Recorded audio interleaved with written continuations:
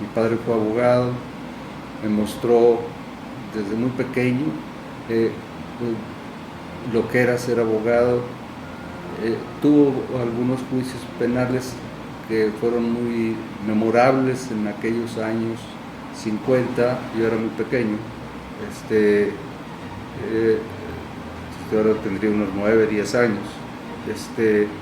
El último juicio oral que en México existió antes de los juicios orales que se iniciaron en 2015 prácticamente, en nuestra república. Y ese fue el último juicio oral, pero era un cartero.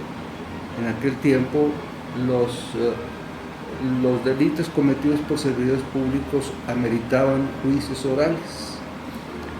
Obviamente en aquellos tiempos, que todo el mundo sabe, mucha gente sabe, pues casi nadie se acusaba,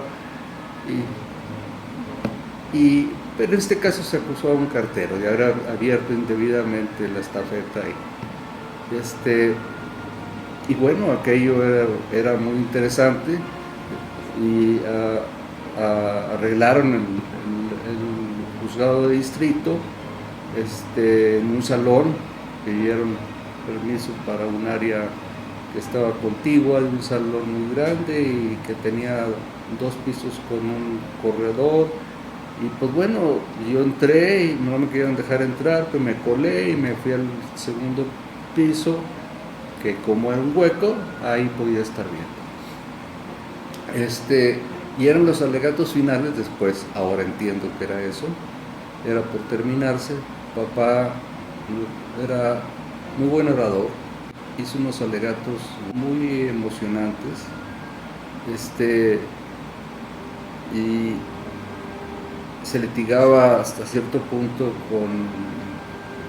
en este caso con emoción, y bueno, luego de eso se retiró el jurado y regresó como a la hora. Estuvimos esperando y no, a la hora no se tardó nada, y lo absolvieron.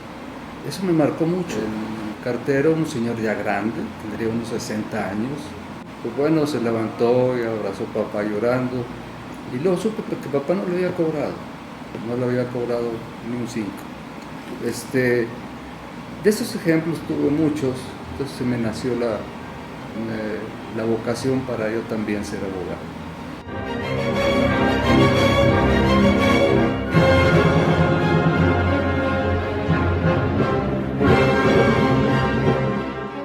Partiría diciendo de que hablar del derecho penal en Coahuila es hablar de Antonio Berchelmann. Ha participado en la creación y en la reforma de diversas leyes en materia penal. Tenemos la ley tutelar para menores, la ley de ejecución de sanciones privativas.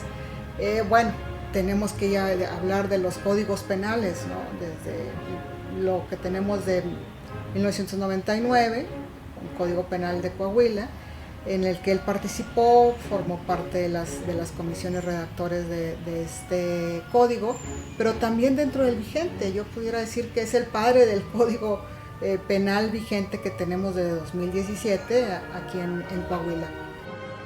Toño, como le llamamos con afecto sus amigos, es un científico del derecho que ha realizado estudios que nos permiten desentrañar algunos de los más complejos problemas que plantea la ciencia penal, entender las causas que los han generado, los obstáculos con que nos enfrentamos y perfilar vías de solución desde la óptica de las tareas y responsabilidades sociales del Estado. Para mí, hablar del licenciado Antonio Berchelmann Arizpe, de Toño Berchelmann, no solo es un privilegio, es también un honor y una enorme satisfacción. Porque hablar del licenciado Berchelmann es hablar del mejor penalista que Coahuila ha dado a México, de un jurisconsulto de excelencia, de un jurista que acerca del derecho sabe todo lo que debe saber un buen jurista, de un maestro extraordinario, de un director que por la escuela, por la facultad nuestra, hizo mucho. Y sobre todo para mí, hablar del licenciado Antonio Berchelmann es hablar de un amigo, de alguien que me ha brindado su amistad desde hace muchos años, sin reservas, sin condiciones, sin limitación alguna, como debe ser la amistad. Yo creo que un verdadero maestro, los grandes maestros, trascienden a sus circunstancias temporales y personales básicamente por dos cosas: por los libros que escriben y por la semilla que siembran en sus alumnos. Desde sus años juveniles desarrolló su gusto por el estudio y por eso vino de su natal Piedras Negras a estudiar acá a la capital, y estudió precisamente en la Facultad de Jurisprudencia, donde obtuvo su título de licenciado en Derecho apenas comenzando la década de los años 70. ¿Por qué escogí la Facultad de Jurisprudencia? Porque primero me fui a buscar, a ingresar a la Facultad de Derecho de la Universidad de Nuevo León. Pero estando ahí varios abogados me comentaron, y también papá comentó, que en realidad la mejor escuela que había era la Facultad de Jurisprudencia, por lo menos en ese tiempo. Entonces que debería de venirme a Saltillo y inscribirme aquí. Pues logré la admisión y por eso entré en la facultad. La facultad no estaba donde se encuentra ahora, estaba en lo que enseguida de la rectoría por atrás, un edificio pequeño. Y mi generación tuvo la buena fortuna de que el quinto año, o sea, la primera generación para egresar, nos cambiamos al nuevo edificio de la facultad. Esto es el edificio que ahora está, que tenemos nuestra facultad. Entonces nosotros yo fui parte de la primera generación egresada de la Facultad de Jurisprudencia. Lo conocí allá por los años 80, cuando ingresé a la Facultad de Jurisprudencia, y en ese momento él hacía campaña para ocupar la dirección. Anécdotas hay muchas, desde cuando fue mi profesor de medicina legal, logrando transmitirme una semillita por la investigación criminal y la materia penal, misma que hasta la fecha he dedicado toda mi vida por 32 años. Al terminar la carrera, durante el tiempo de la carrera tuve que trabajar, papá tuvo problemas de salud, entonces trabajaba de archivista en el Poder Judicial, en el sótano. Hicimos un muy buen trabajo ahí porque recopilamos desde 2 siglos los expedientes judiciales. Encontré incluso un expediente judicial penal de mi abuelo, donde también lo absolvieron porque era de legítima defensa. Estoy hablando de a principios del siglo. Mi abuelo después fue diputado local, y de todas maneras fue muy reconocido. Pasó a ser luego secretario tesorero del Estado. En aquel tiempo se decía así, lo que era secretario de Finanzas. Fue mi maestro en medicina legal o medicina forense, en derecho penal y en derecho internacional. Lo tuve de maestro en las tres materias. Y ya para cuando era mi maestro, el licenciado Antonio Berchelmann ya tenía dos posgrados. Y esto enriquecía mucho el contenido de sus clases. Él tenía ya un posgrado en criminología en la Universidad Complutense de Madrid. Y luego también tenía a la par otro posgrado en administración pública.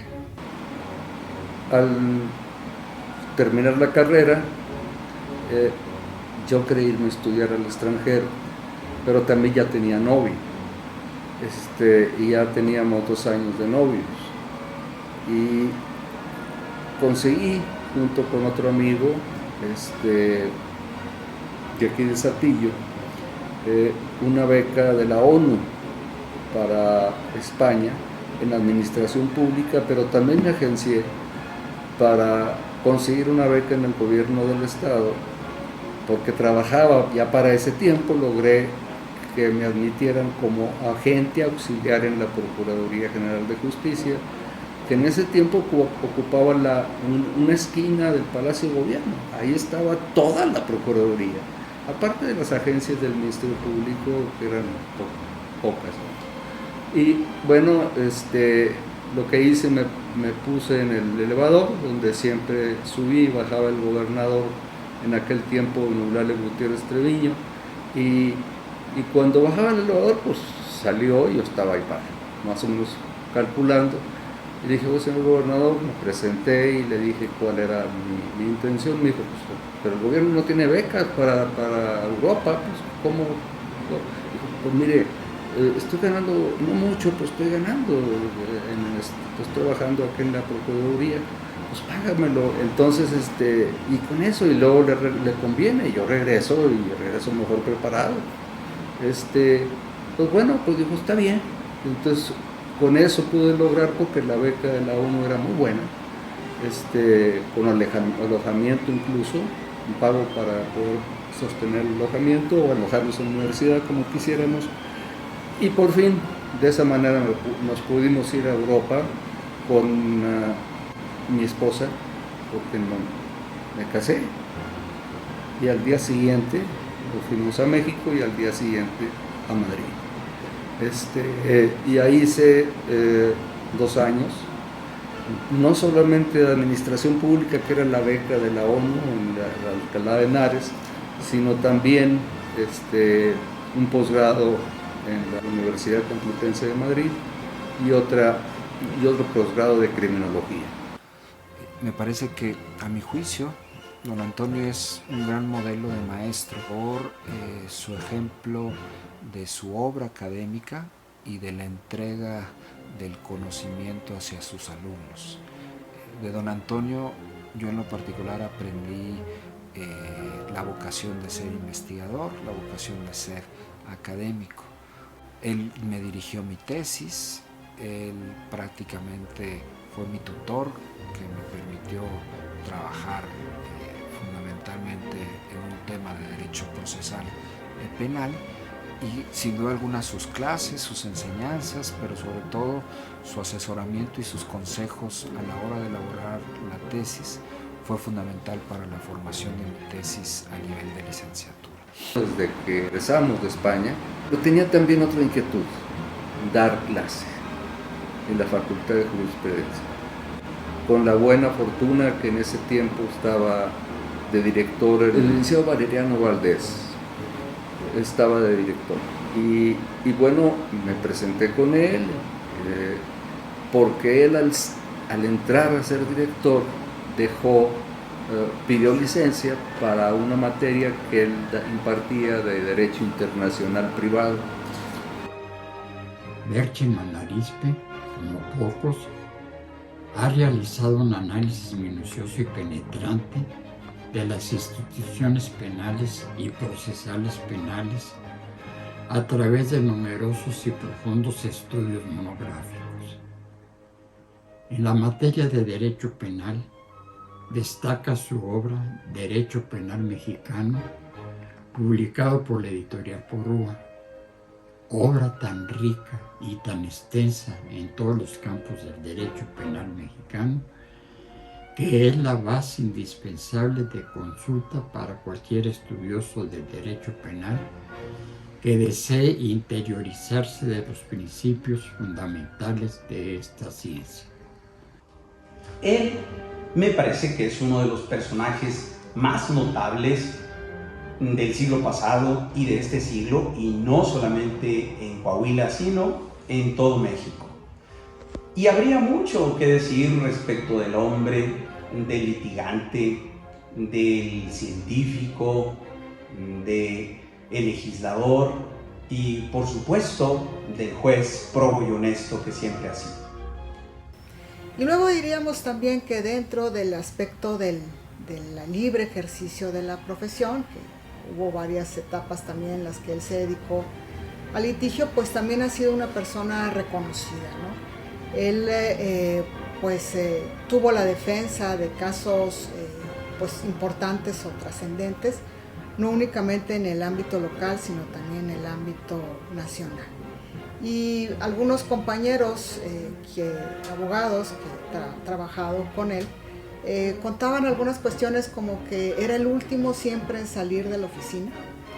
Se dedicaba por horas al estudio de los casos que habían sido en sus manos puestos con la confianza del justiciable, y pues decían que lo primero que analizaba él era todo lo referente al marco normativo, luego a lo que hubiese dentro de la doctrina, obviamente dentro de precedentes judiciales, y después hacía toda esta complementación para llevar a cabo la defensa de los asuntos, ¿no?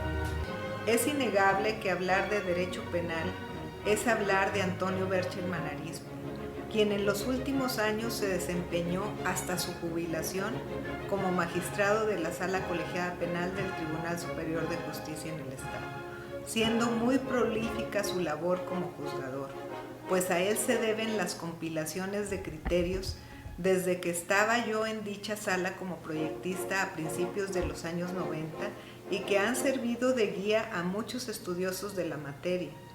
A él se debe desde entonces y hasta la actualidad nuestra legislación penal y procesal penal.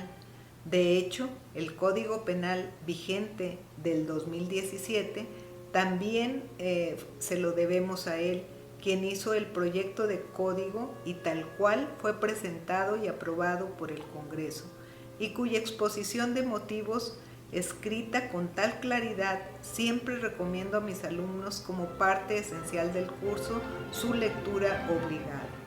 Durante muchos años estuve litigando, me fue bien, puse mucha pasión en mis litigios.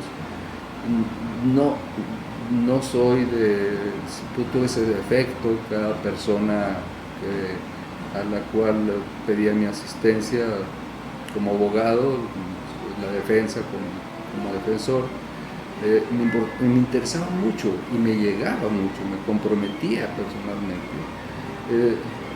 pero al mismo tiempo lo hacía desde el punto de vista técnico y que no se me escapara absolutamente ningún detalle. Mi sorpresa fue que a los 5 años, después de eso, recibí una llamada de una de las hijas del gobernador, diciéndome que si podía ir a visitarlo a don Oscar y a toda su familia. Él tenía la mayoría de su familia en puestos del gobierno, en obras públicas, etc., en muchas partes, porque lo estaban acusando y se vio obligado a renunciar a la gobernatura, lo estaban acusando de enriquecimiento ilícito. En aquel tiempo se decía enriquecimiento inexplicable, así se llamaba la figura jurídica. Fue la primera ocasión en que pedí licencia en la facultad. Yo me ausenté de la facultad en 2 ocasiones. En esa ocasión, porque tenía que dedicarme totalmente a eso. Y a final de cuentas el resultado fue a favor. Y ya regresé a la escuela.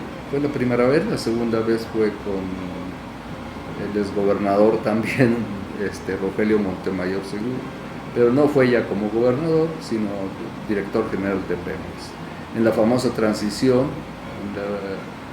del PRI al PAN, en la presidencia de la República, don Vicente Fox,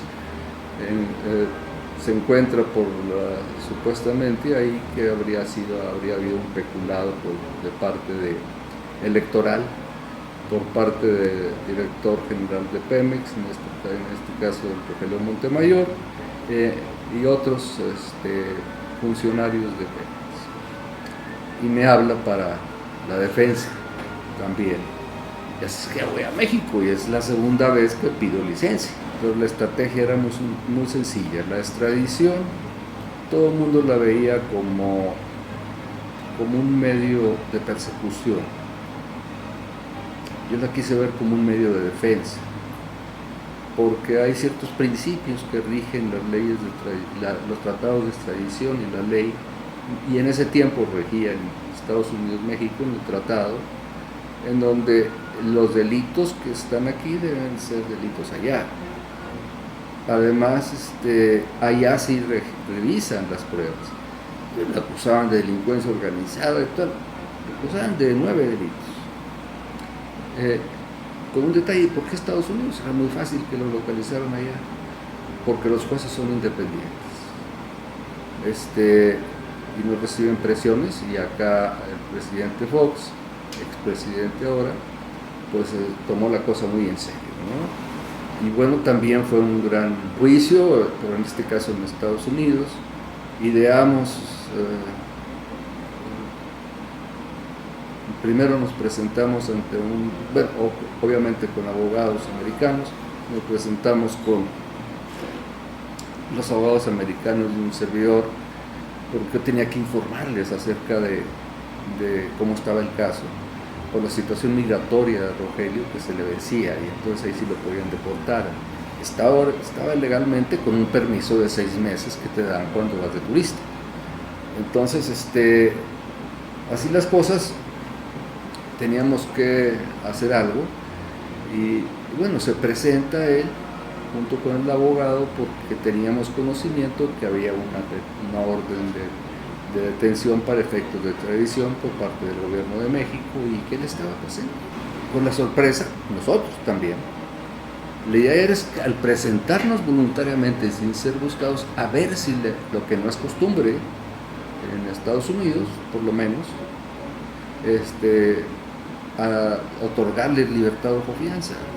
Les otorgan libertad bajo fianza, libertad provisión bajo caución en los casos penales, pero curiosamente en los casos de extradición no los tratan como casos penales, pero no niegan una libertad bajo fianza, deben de quedarse detenidos. Entonces la estrategia era que con eso, a ver si no lo detenían, si nos presentábamos. Y la otra estrategia era que al presentarnos,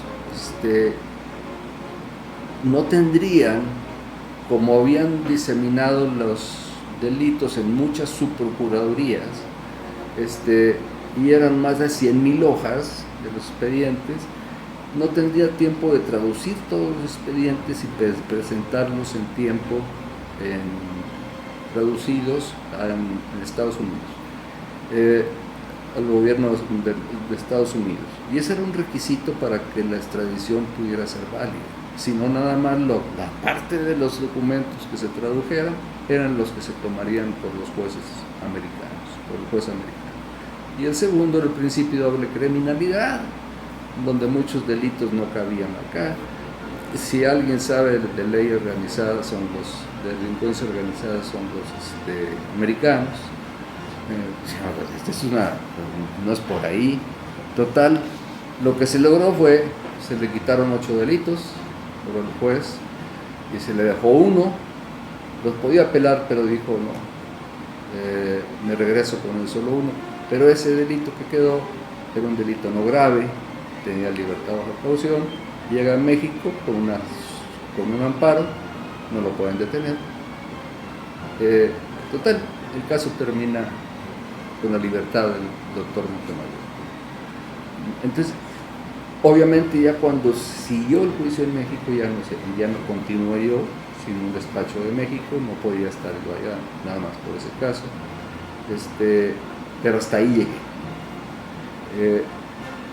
Y esa fue la otra temporada donde no estuve en la facultad. De ahí en adelante 43 años di clase y me encantó siempre dar clase.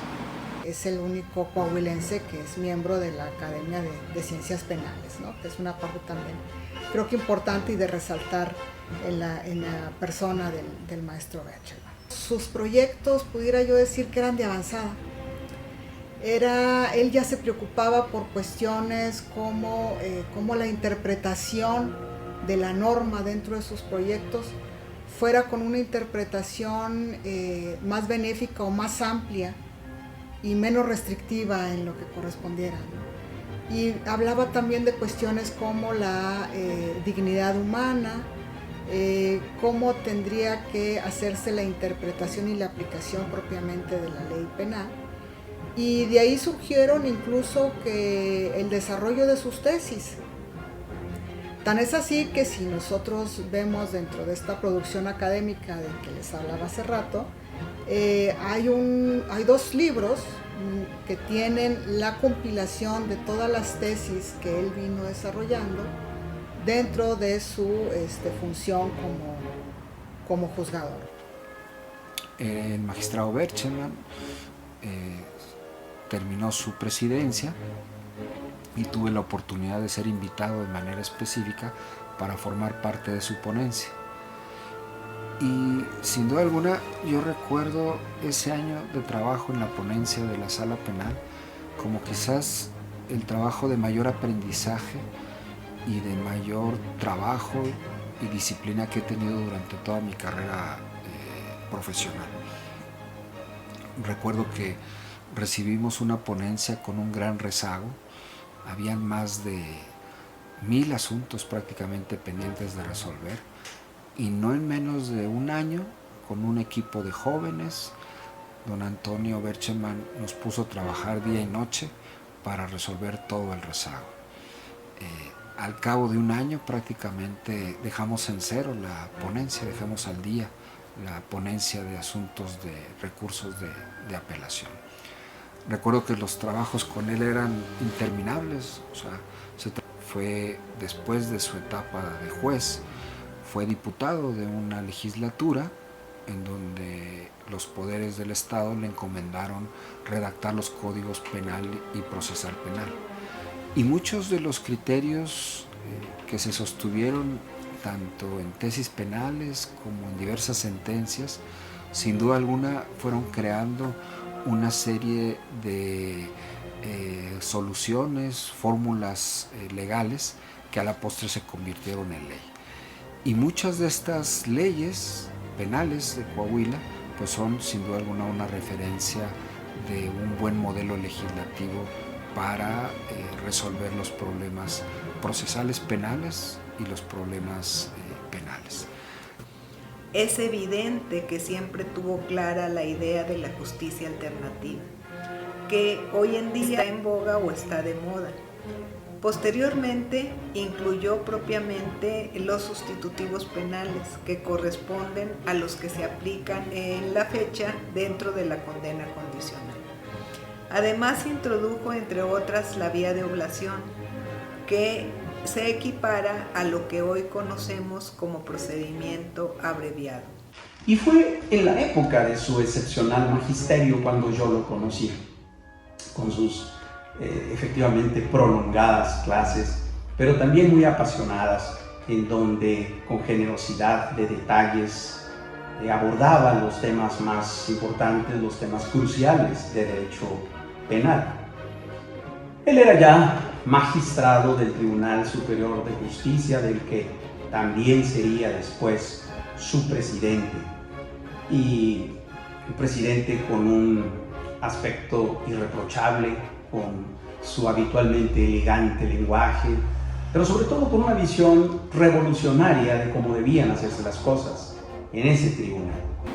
Nunca di en la licenciatura de Derecho Penal, di Derecho Procesal Penal, procedimientos penales, sino ya después en el posgrado, en la facultad, ya cuando se abre el posgrado, ahí sí también, en la maestría, ahí sí di durante 10 años, 12 años, Derecho Penal, los 3-4 semestres de Derecho Penal de la maestría. En ese ínter, en todo ese tiempo, después de don Oscar, a los 3 años, a los 4 años, me meto director, me postulo como director de la facultad, me eligen como director de la facultad, terminan 3 años, yo pensaba lanzarme a la reelección en la Facultad de Jurisprudencia, seguía dando clase, de pronto recibo la invitación de don Eliseo, por conducto del licenciado Fuentes García, que de que fuera magistrado para proponerlo. Pues total, se propuso al Congreso y el Congreso me designó como magistrado del Tribunal Superior de Justicia y fue la primera época de magistrado que tuve. Fui presidente del Tribunal Superior de Justicia también. Llega Rogelio Montemayor, segundo presidente gobernador, y quiere que continúe, como normalmente antes no, cada 6 años los magistrados se eligen. Entonces me dice que quiere que continúe, y acababa de salir una reforma constitucional que si continuaba era inamovible. Y entonces fui en ese sentido el primer magistrado del Tribunal Superior inamovible. Y también quería que continuara, pero como presidente del tribunal. Entonces 2 veces fui yo presidente del tribunal. Ese también. A la mitad del gobierno de Montemayor me pide que me meta de diputado. Le digo, ¿qué tengo que hacer de diputado local? O de diputado federal, no es por ahí. Dijo, mira, Antonio, tú siempre has querido reformar las leyes, ¿verdad? El Código Penal, yo he sabido y tú me has contado que lo tienes en proyectos de Código Penal, ya has trabajado en todas las reformas, te hemos invitado y tú te has metido con mucha gentileza, y ahora pues te pido también que nos dé la mano, porque yo quisiera que abanderadas nuevos códigos, no solamente penales, procesal penal, sino civil, procesal civil, etc. Entonces, bueno, pues me tuve que meter y renuncié a ser magistrado, no obstante que tenía la inamovilidad. Y se mencionó que fue la legislatura más prolífica en esa legislatura, con una particularidad: fue la primera vez y hasta la fecha en que el PRI no tuvo la mayoría en la Cámara de Diputados o en el Congreso local. No tuvo la mayoría.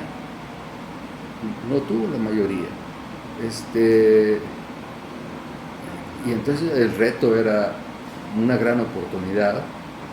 Entonces pues logré interesar a los otros diputados, porque se iban a vestir con los códigos, etcétera. Pues por ese lado, y con paciencia, etcétera, aguantando catorrazos por todos lados, pero a final de cuentas fue exitoso. En ese tiempo me puse a escribir, desde mi fase de magistrado, salieron 3 libros. Uno de ellos, el doctor Luis Efraín Ríos Vega, fue coautor del segundo serie de libros de tesis penales, que fueron 2 tomos, de la Facultad de la Universidad Autónoma de Coahuila. Luego, con la experiencia, los estudios ganados en esa legislatura, pues me atreví a hacer un libro ya grande, me lo publica por Rúa, de Derecho Penal Mexicano, aparte de los demás libros, pues tengo 7 libros, y bueno, son 1600 hojas. Se apuntaron muchas ideas que se introdujeron en la legislación de Coahuila antes de los juicios que ahora llaman orales. Pero también mucha investigación de cómo debe analizarse el delito y los delitos, jurídica y académica. Y se vendió principalmente en el extranjero. Y en Latinoamérica, el resto de Latinoamérica, España pues, también. Hice otro libro que me lo imprimió la Universidad de Notre Dame y la Universidad de San Diego, ahí en Estados Unidos.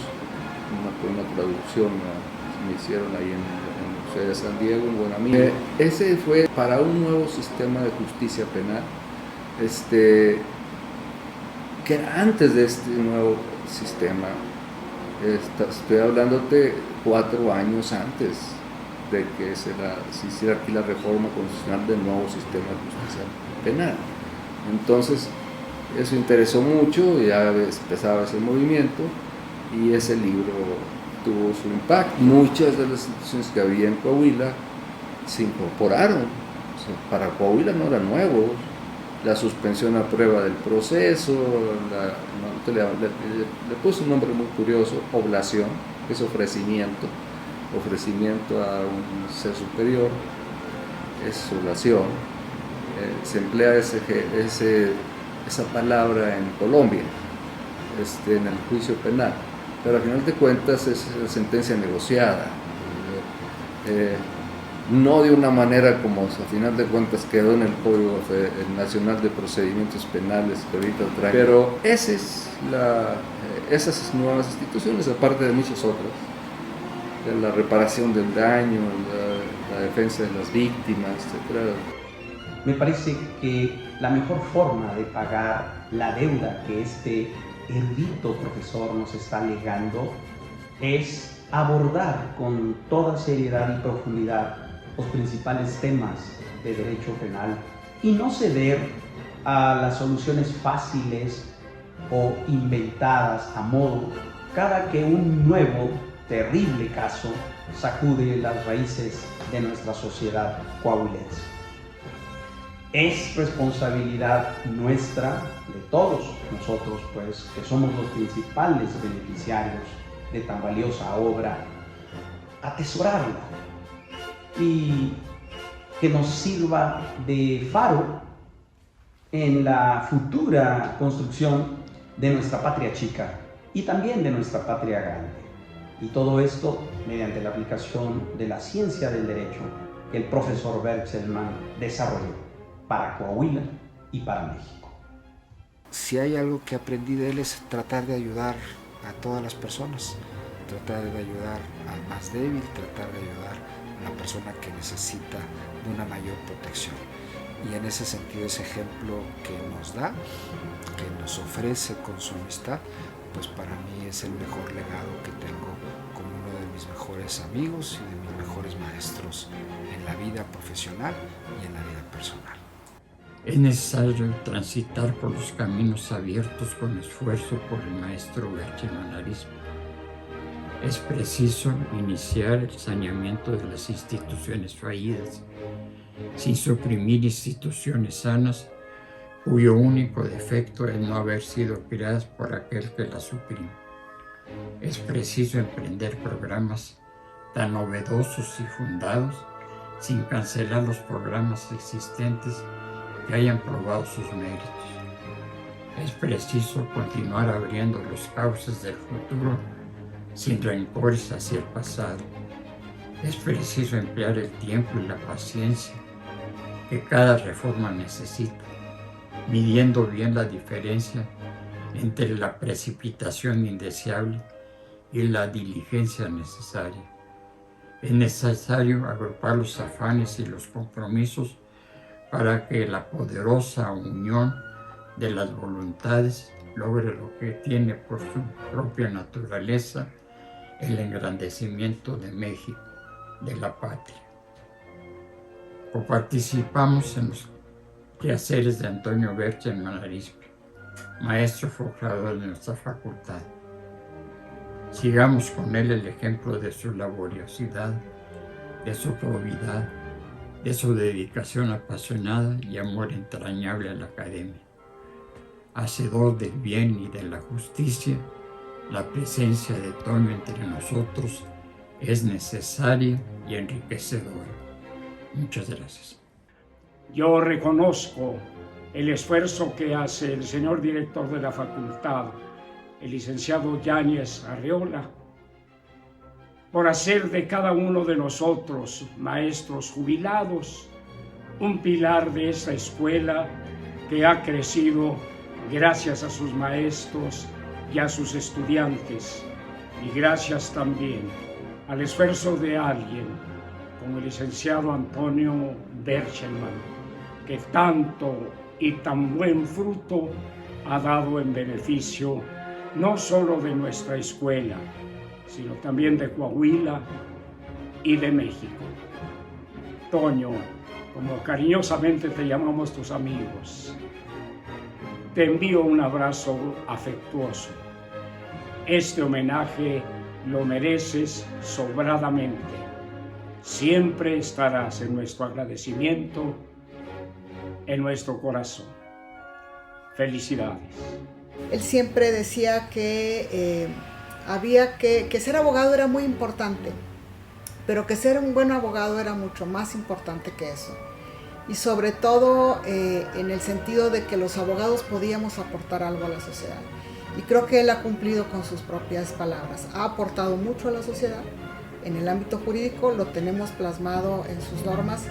Y bueno, pues el Código Penal o la materia penal, pues como lo decía hace rato, tiene un nombre, ¿no? Y el nombre es Antonio Berchelmann. Y yo he sido una de las personas pues que me he visto honrada con su amistad.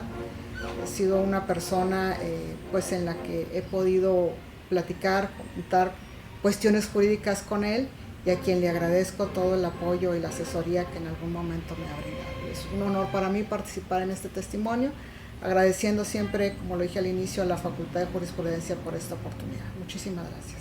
Me es muy grato, mi querido maestro, y me llena de felicidad que usted haya participado en mi formación profesional y haya estado presente hasta el día de hoy. Le deseo todo lo bueno de esta vida y le mando un fuerte abrazo, querido maestro y amigo. Es que yo siempre disfruté mis clases. Para mí, los 43 años que estuve impartiendo cátedra, para mí fue una bendición. Como te digo, yo iba con gusto a dar la clase. No me interesaba si me pagaran o no me pagaran. A mí me gustaba exponer en clase y me gustaba estudiar, porque me hizo también dar clase, me hizo formarme una disciplina para poder estar siempre al día, y eso me hizo querer aún más el derecho penal, el derecho procesal penal, que tiene muchos detalles, en una de las ramas del derecho en donde pues están siempre enfrentados intereses y valores muy sensibles y muy altos. La libertad, la vida, la salud, el patrimonio, y obviamente cada proceso es un drama.